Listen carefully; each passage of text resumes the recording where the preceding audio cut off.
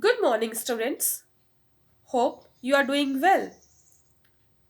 In today's session, we'll learn about atoms and molecules.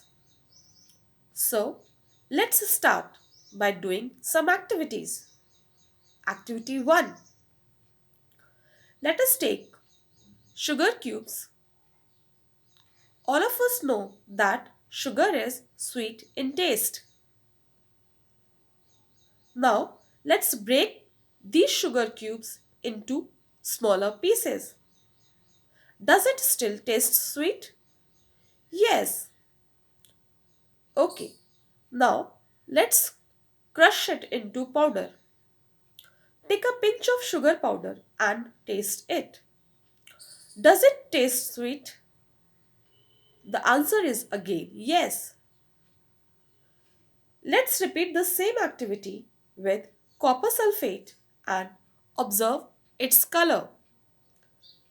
We have taken large copper sulfate crystals with deep blue color. When it is broken into smaller crystals or even powdered,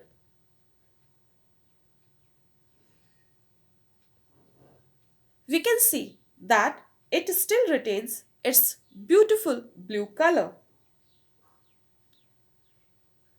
Now, let's do one more activity. This time, we will use iron rods. We will observe its grey color and magnetic property. We all are familiar that it gets attracted towards a magnet.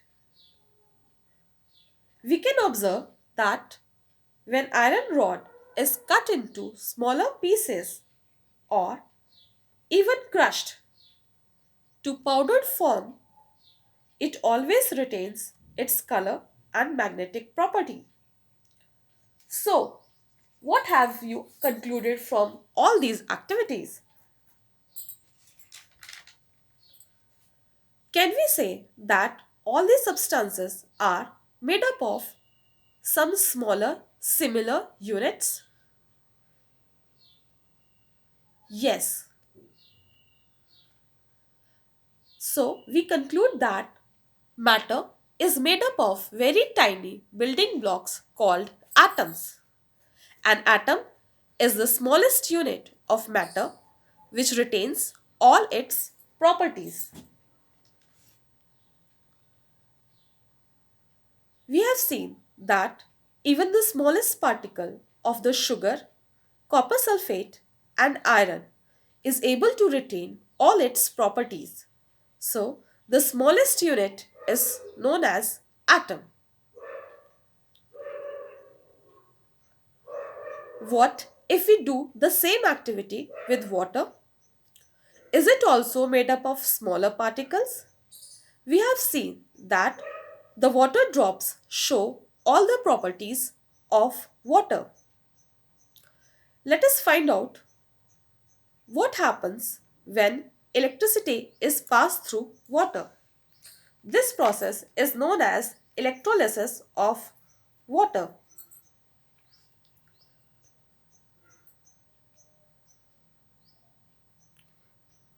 So in the figure, we can see that water decomposes into hydrogen and oxygen when electricity is passed through it. This shows that water is made of hydrogen and oxygen, and the reaction which takes place during this process is 2H2O gets decomposed into 2 moles of hydrogen and 1 mole of oxygen. This is also an example of decomposition reaction. What if we mix two substances? Let's find out through this activity. Here we have taken sulfur powder which is yellow in color and iron powder which is grey in color. Let's mix both of them. As you can see that in the mixture we can still identify iron and sulfur separately. If we take a magnet, then all the iron particles will get attracted to it. This shows that mixing is a physical change and both substances retain their original properties. Now, let us heat the mixture and observe what happens.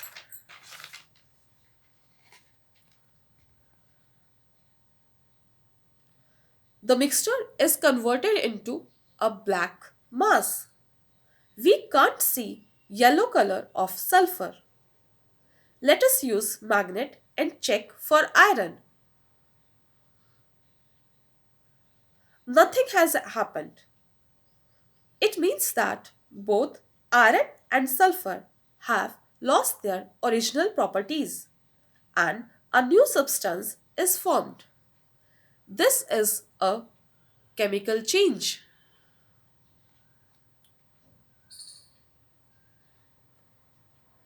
We can say that atoms of two or more substances combine in a fixed ratio by mass to form molecules. Now, let us write the names of few substances and their formula and find out what is the smallest unit which is able to retain all the properties of these substances. Here we have taken oxygen, iron, sulfur, magnesium, calcium, water, carbon dioxide, sodium chloride, calcium oxide, and acetic acid. From the table, we can see that oxygen, iron, sulfur, magnesium, and calcium are made up of same kind of atoms, and the smallest unit which retain their all properties is atoms.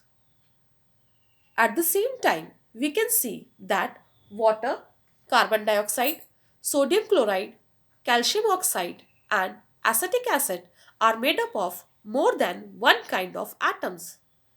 So, the smallest unit which is able to retain all the properties of these substances is molecules.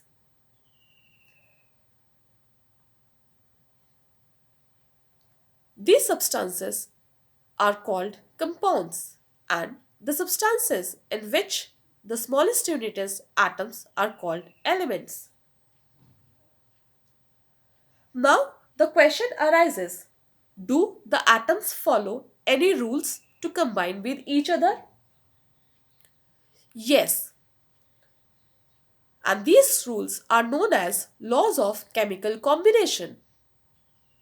In our next session, we'll learn in detail about the laws of chemical combination.